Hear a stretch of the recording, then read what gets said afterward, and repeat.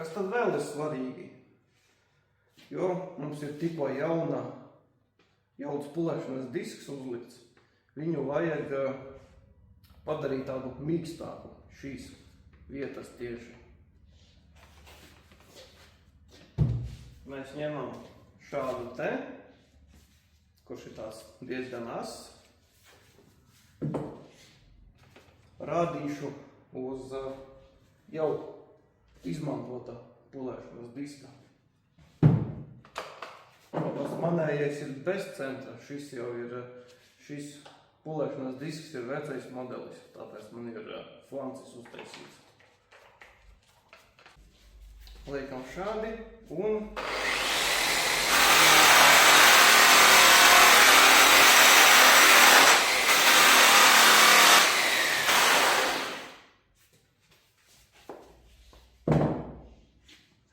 šādi mēs viņu tā kā pamīkstinam. Viņam ir jābūt šādam. Nezinu, kā labāk pateikt, uzmatējam, bet padaram mīkstāku, tā kā, lai viņš nebūtu tikko jauns un tās ciets.